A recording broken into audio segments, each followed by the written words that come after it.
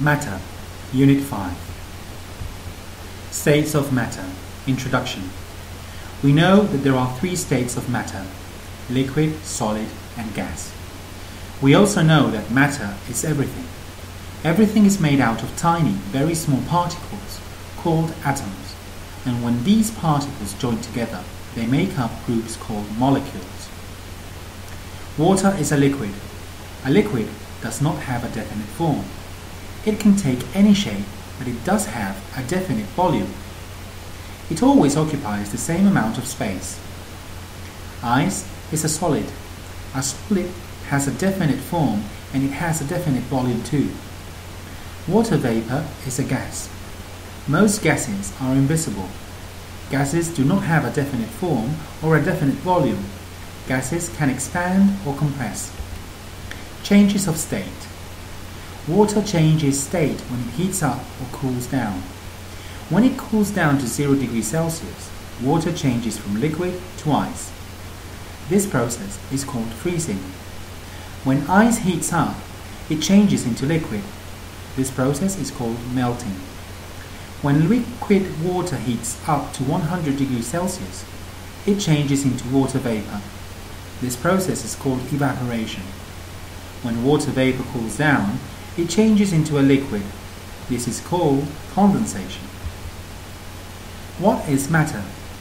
Everything around us is made of matter.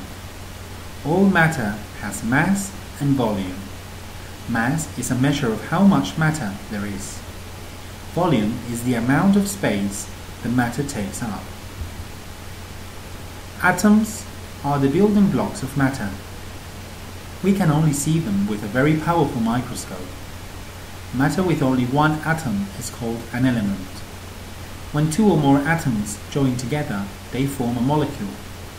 When atoms of different elements join and react together, they form a compound. An oxygen molecule has two oxygen atoms. Each water molecule has two hydrogen atoms and one oxygen atom. We know there are three different states of matter. Each one is different because of the organization and arrangement of molecules inside the matter. Molecules are very close together in solids, such as ice. In liquids, molecules are not so close together and can move more than they do in a solid. When talking about gas, molecules can move freely. Physical changes. A physical change means that the appearance of the matter changes, but its chemical properties are still the same. Some physical changes are reversible. This means the substance can be changed back to its original form. Others are irreversible, meaning that it can't be turned back to its original form. Melting, evaporation, solidification, condensation. Chemical changes. In a chemical change, a new substance is produced. This new substance has different chemical properties from the original substance. A chemical property is a characteristic that describes how a substance reacts with another substance. Wood has a chemical property which means it can burn. We call this process combustion. Some metals have a chemical property which makes them react when exposed to air. We call this process oxidation. Putrefaction is a chemical change that happens when organic matter decomposes with the passing of time. This causes the food to putrefy. Food softens, changes color, and smells bad. For further information regarding physical and chemical changes, check out the videos. Mixtures. We can classify substances into two groups: pure substances and mixtures. Pure substances can be elements or compounds. Examples of pure substances are gold and water. Mixtures are made up of two or more pure substances, which can be separated by physical changes. There are two types of mixtures.